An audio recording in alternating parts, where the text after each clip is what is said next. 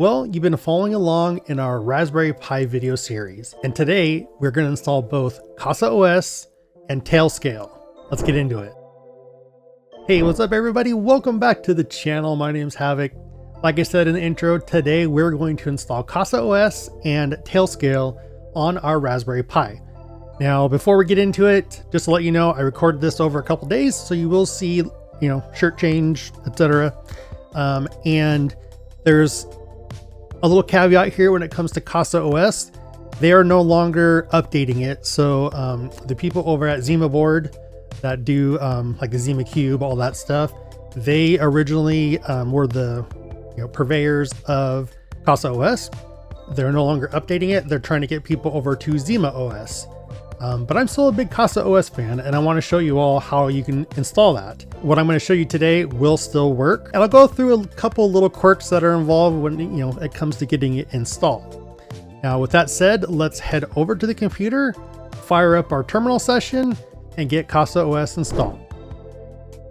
Here we are at our terminal session. I am logged into my Raspberry Pi. This is an 8 gig version. A link in the description below of where you can pick one up. There will also be a link in the description to go to the documentation site where I have all of the commands that you're going to see here, so you don't have to remember any of them. You can just copy and paste. And let me show you what that command is. It's this curl fssl and then the get CasaOS, etc. And part of that install process, it would automatically install Docker for you. Well, since Docker updated to, I believe it's 1.44 version of the API at the time of this video, CasaOS did not know how to communicate with that. And so there was a disconnect and it would fail. So what you had to do is install Docker first. So it's not part of the CasaOS install. And so a prerequisite for this is you need to have Docker installed. I'll put a little link up here that you can go to my video on how to install Docker on your Raspberry Pi. Also, it'll be in the link in the description below. So first off, you need to install Docker. It's already installed for me on this machine. So I'm going to run this command and it should start going and downloading CasaOS. So the next thing we're going to do is go and log in to CasaOS. So you can see here, it says go to this IP address and port. So you can go ahead and just click the link there. It'll open up this tab here and we will go, okay. Here is where you're going to enter a username and password. Go ahead and do that and click create. And here we are. We are logged in to CasaOS. I just like the overall feel of this, kind of web UI to go on top of our Raspberry Pi OS, installation here. And something to note though, if you're already going to have Docker installed and to get this installed, like we talked about. But if you have other containers set up in Docker, what CasaOS is going to do, and it's not ideal, but it goes through and tries to tweak the containers to work with CasaOS. And so like an example, my Portainer, you can see here on the screen, it was down below where it says right here, this legacy app, it was down there and I had to do some updates to it and it'll go through and do some changes. What I ended up doing is I ended up copying the container and making a new container. So then I had like a Portainer-old, and then I had the new one that this made. So something to note that CasaOS is going to try to go through your existing containers and just, see if it can add it to its dashboard. There's a chance that it might make some changes. Pterodactyl over there on the right-hand side, it's all wonky. It works, but clicking that icon doesn't work. And there is no icon right now. So just, caveat there, something to note. And real quick, if you are logged in here to CasaOS and you're getting an error about failed to load apps, there is a specific file you have to create and edit via the terminal. I'm not going to cover it in this video. I have a different video that I'll put up here and link that you can go through and it shows you how to fix that issue. It's really simple. So now it's time to get Tailscale installed. If you're not familiar with Tailscale, it's basically a kind of personalized VPN that will allow you to connect into your network without having to do any port forwarding, etc. So back in the old days, you used to have to do port forwards on your router. And the problem with that is it's going to open your internal personal network up to the internet for people to try to get in and do, any bad things to your network. We don't want to do that. We don't want to open up any ports on our router firewall that we don't have to. So that's where Tailscale comes in. It's going to be a installation we'll do in Docker, and you'll then install the client on your other devices. So like your cell phone or like a laptop or, anything mobile, etc. Even, maybe you have a computer at your grandma's house and you want to connect her to your, local Jellyfin server. You'll install a client, and really what it does is it creates a connection between the client and your network. It allows you to get to anything into your network. Another thing you can do is you can set up an exit node. We're not going to do it in this video, but what that'll do is, let's say you're in another country and you have your cell phone or your tablet and laptop and you want to watch something on Netflix, and you don't have a VPN. So what you can do is set up an exit node here at home, that what that'll do is once you connect to your home location with the Tailscale application, your internet traffic will go out the exit node. So it'll go to Netflix or whatever, and it'll think you're just at home, right? It doesn't know that you're, away in Europe or something. So another kind of cool thing you can do there also.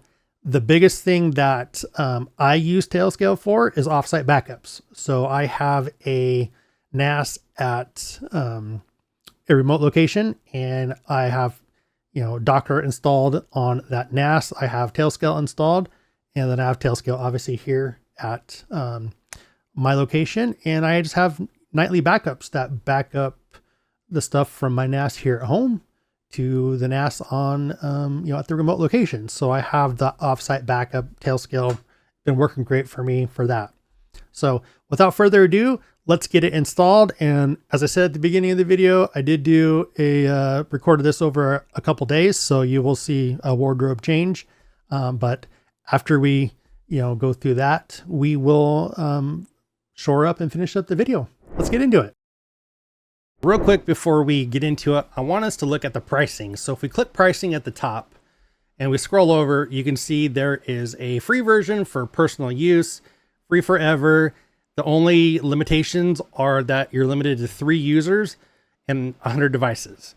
100 devices is a lot. And when it comes to 3 users, that's probably just fine, because it's going to probably just be you and maybe a family member. And you get basically all of the Tailscale features are included with it. If you need to add additional users, it's 50 cents a month. Pretty cheap for a really great VPN service. Now what we need to do is create an account with Tailscale. So at the top, you'll go log in. And right here, you have a couple options. You can sign in with your email if you already have an account. You can sign in with like a single sign-in like Google or whatever. Or for the first time, you can click the learn more at tailscale.com.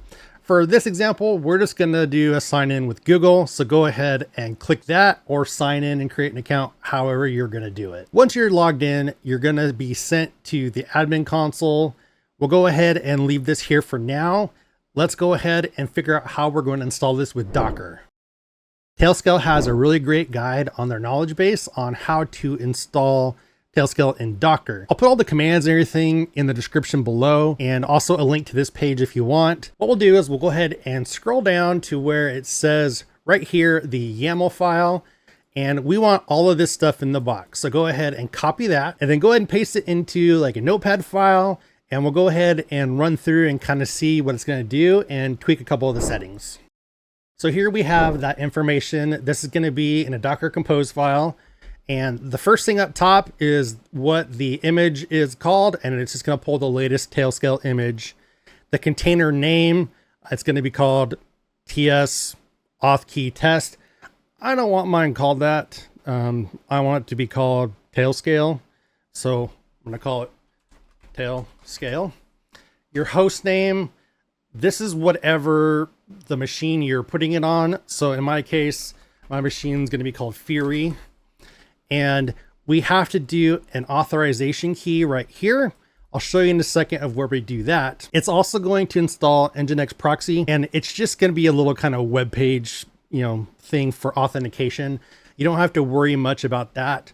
What you do need to do is you need to make sure right here where it says service Tailscale auth key 1, you need to make sure that matches this up top, Tailscale auth key 1, the network node.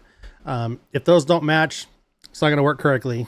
So just take a look at that. And the next thing we need to do, as I said, we need to do this TS auth key. This is a random one that is just off the website. And what this is going to do, it's going to create the authentication key for this machine that we're installing Tailscale on to the Tailscale network. Now we'll head back over to the Tailscale website and I'll show you where you get this auth key. Back here on the Tailscale website, we're going to go over to the top where it says settings. And then on the left side under personal settings, we'll click on keys. And we need to make an auth key right here. So click generate auth key. You can call this whatever you want. I'm installing this on Fury, so I'm going to put just the name of the server I'm putting it on. We're going to go ahead and tick reusable. This is going to make the key usable by multiple devices, which is we want. And the rest of it, I'm just going to leave how it is. We'll click generate instead of generate our key. And here is our key.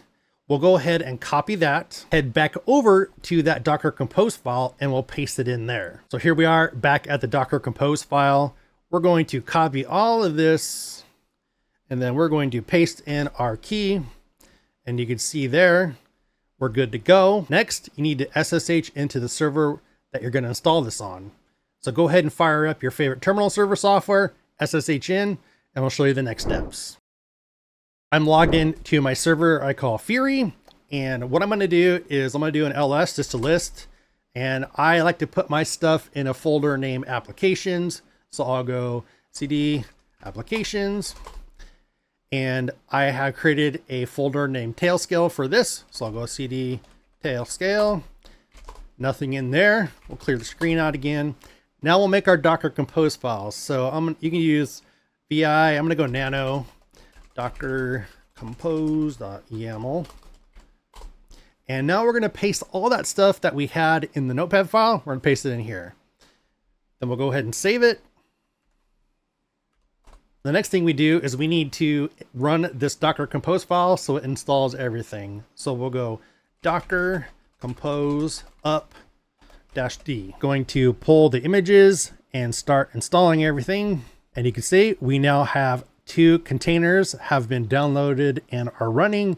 One called Tailscale and one called Tailscale Nginx auth key test 1. Forgot to rename that one, but that's okay. Next, I want to head over to the server that we installed this on and see if everything is running in Portainer. So we're on my main site for Portainer. We installed this on Fury. So I'm going to go into Fury, then I'll go containers, and here we go. We can see Tailscale right there is up and running. And the Tailscale Nginx auth key test 1 is also running. So our 2 containers are live and running. This install of Nginx is kind of just like a little web kind of site. So just type in the address of the server and we'll see if it's working. And if so, you'll see it says, congrats, you successfully installed and started Nginx Proxy Manager. Now that this is running, you basically have your own personal web server running. So good, we have both Tailscale installed and running, and we have the Nginx Proxy Manager up and running as well. Now, the cool stuff is we'll head back over into our Tailscale dashboard, and hopefully we'll see this machine that we just installed on our list. We'll click on machines, and there you go. We see Fury right there listed, and it is connected. It's as simple as that. For this video, I just wanted to show you how to install Tailscale into Docker container. That was a fun video. I like how we can take our little Raspberry Pi and start really making it into a home lab device. And so having that access with Tailscale on there is going to allow us to do a lot more things. And having CasaOS on there just makes it for some fun stuff. Before we go real quick, I want to show you something on CasaOS that I don't know if you're aware of, but if you go into your CasaOS dashboard, you have an app store, and here there's a ton of different apps you can install.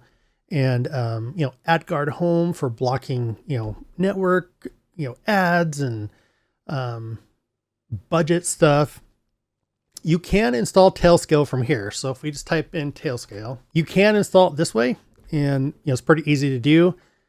I'm a big fan, as you know, about Docker Compose files, because it also allows you to learn additional skills. So that's why we went the route of doing Docker Compose, but you can definitely just do that, installation here, and definitely take a look at the storefront here. The App Store. There's so many fun. There's Plex or Jellyfin. So if you want to run Firefox in a Docker container, maybe like a test environment where you're testing some sort of web application, and you want to have it come from like a different machine besides your development machine, you can do that. You just open up a web browser tab, in Chrome, and it'll open up a copy of Firefox that's in a Docker container. Go ahead and make sure you take a look through here. There's so many awesome things you can look at here. That's going to do it for this video. Make sure you're subscribed to the channel. We're really trying to hit 10,000 subscribers this year. And do me a quick favor. In the comments below, type in how many subscribers there currently are when you're watching this video. Let's grow together. Until next time, stay safe, have fun, and keep doing good.